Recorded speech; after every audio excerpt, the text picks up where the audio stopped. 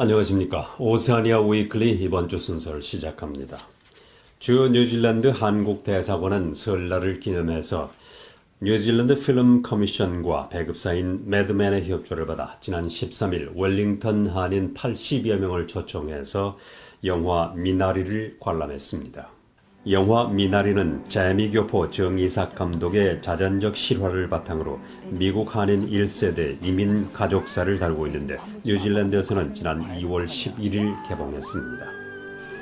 이상진 대사는 인사말을 통해 영화 미나리가 국제적으로 좋은 반응을 얻고 있는 가운데 설을 맞아 한인 사회를 대상으로 특별 상영회를 갖게 돼 뜻깊게 생각한다고 말했습니다. 그는 또 미나리가 상징하듯이 전 세계에서 모범적인 공동체로 자리잡고 있는 한인 동포 사회를 격려했습니다. 재향군인회 뉴질랜드 지회 제11차 정기총회가 지난 13일 열렸습니다.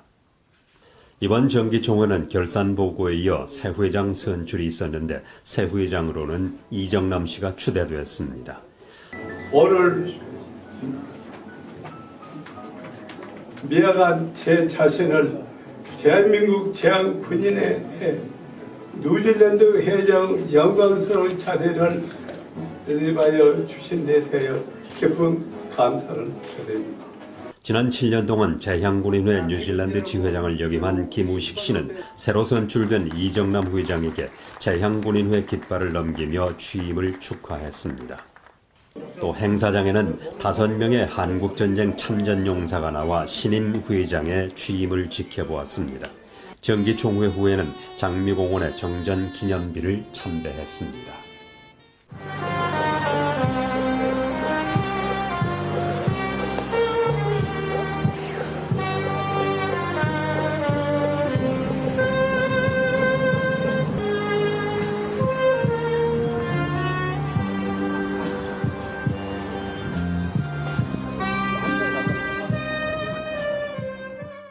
크라이스트처치 한인합창단은 지난 13일 투랑이 중앙도서관에서 설맞이 초청 공연을 가졌습니다.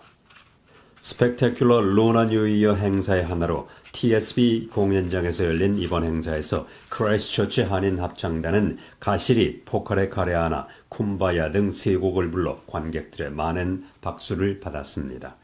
이어서 한인 젊은이들로 구성된 K-POP 댄스 팀의 공연도 뜨거운 반응을 얻었습니다. 오클랜드 남부 지역에서 3명의 지역 감염자가 나타나자 14일 밤 11시 59분을 기해 오클랜드 지역에는 3단계 경보, 그 밖에 뉴질랜드 전역에는 2단계 경보가 내려졌습니다. 이번 경보는 24시간 후 재점검할 것으로 알려졌는데 아던 총리는 3일간은 정부가 더 자세한 정보를 수집하고 검진을 하는 데 충분한 시간이라고 말했습니다.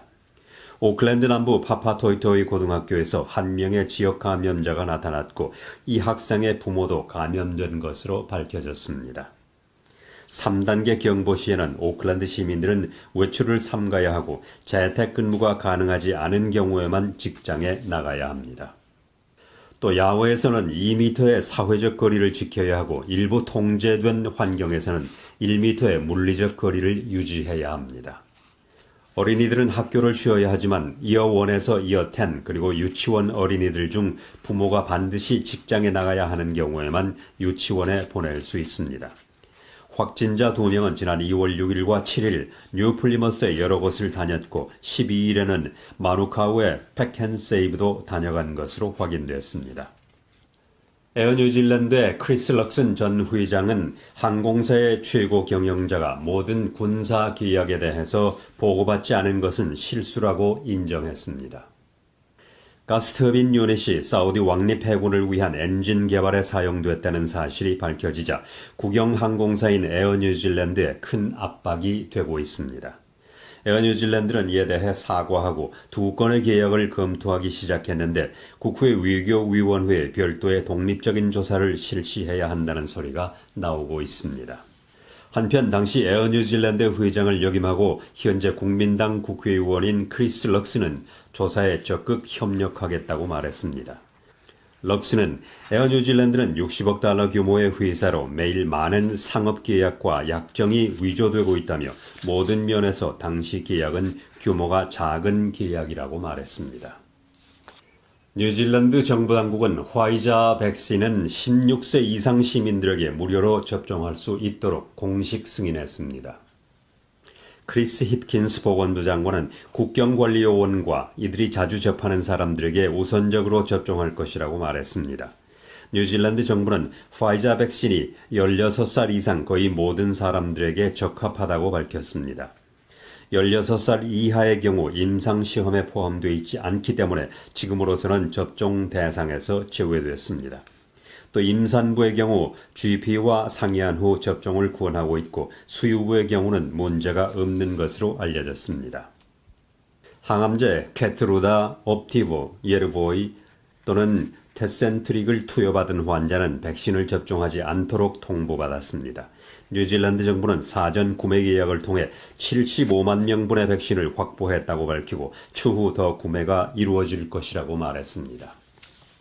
제신다 아던 총리는 국경관리 요원들은 이번 주 토요일부터 코로나 바이러스 백신 접종이 가능한데 이는 예상보다 빠른 일정이라고 말했습니다. 2월 20일부터 오클랜드의 국경관리 요원과 격리시설 종사자에게는 파이자 백신 접종이 시작됩니다. 아던 총리는 지난 금요일 언론을 통해 앞으로 2, 3주 이내에 12,000여 명의 국경관리 요원들에게는 백신 접종이 가능할 것이라고 밝혔습니다. 국경관리 요원들에 대한 접종이 끝나면 이들 가족에게 접종을 하게 됩니다. 아던 총리는 또 보건관리 요원과 필수 근로자 그리고 코로나 바이러스에 가장 노출되기 쉬운 사람들은 올 2분기에 백신 접종이 가능하고 나머지 일반 시민들은 올 하반기에 접종이 가능하다고 밝혔습니다. 그는 또 전 국민에게 백신 접종을 하는 데는 올해 말까지 시간이 필요할 것으로 보인다고 전했습니다. 호주의 빅토리아주는 영국의 신종 바이러스가 번지자 세 번째로 록다운에 들어갔습니다. 보건당국의 공식 발표에 따르면 격리시설인 멜번 호텔 근무 요원들 13명이 감염됐습니다. 이번 록다운은 지난 금요일 밤 0시에 시작돼 이번 주 수요일에 끝납니다. 그러나 정부는 호주 오픈 테니스 토너먼트 대회는 멜번에서 계획대로 진행된다고 밝혔습니다. 한편 대회 관객은 지난 토요일부터 입장이 금지되고 있는데 록다운 이전에는 하루 3만 명까지 입장시켰습니다. 전문가들은 앞으로 5년에서 7년 이내에 전기 자동차의 가격이 일반 자동차 수준으로 낮아질 것이라고 말했습니다. 뉴질랜드에서 운행 중인 400만 대의 자동차 중 전기 자동차는 2만 4천 대에 불과해 정부의 올해 말 목표 4만 대에 크게 못 미치고 있습니다. 자동차 전문가인 케이스 브래셔는 뉴질랜드는 전기차 보급률을 높이기 위한 중대한 도전을 앞두고 있다고 말했습니다. 기후변화위원회는 이미 탄소 배출을 줄이기 위해 2032년까지 내연기관차의 수입을 중단할 것을 촉구했습니다. 100명 이상의 직원을 고용하고 있는 해밀턴의 비행기 제조업체 퍼시픽 아에로스페이스는 경영 상태가 부실해 민간 항공국으로부터 인증서를 받지 못했습니다.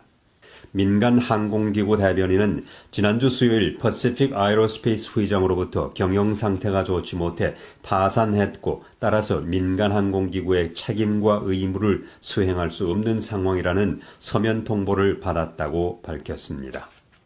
민간 항공기구는 이로써 퍼시픽 아에로스페이스에 대해 임시적으로 인증서 발급을 중단한다고 말했습니다.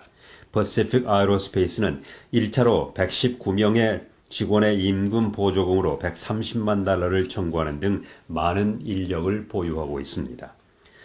수돗물에 납성분이 검출돼 논란이 됐던 남섬의 와이코아이티와 카리타네 지역 주민들의 1차 혈액검사 결과가 나왔습니다.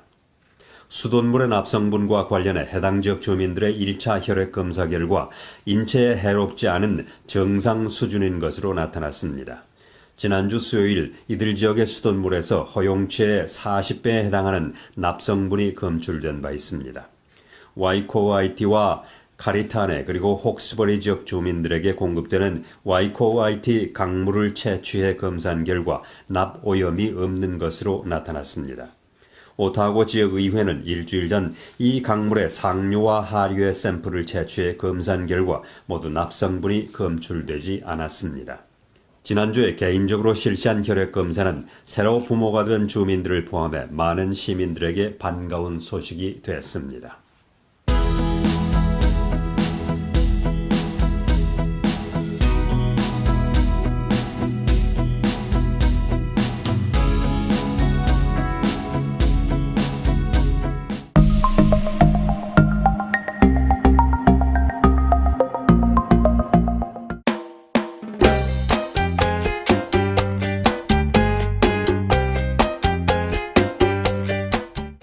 오세아니아 위클리 이번 주 순서를 마칩니다. 감사합니다.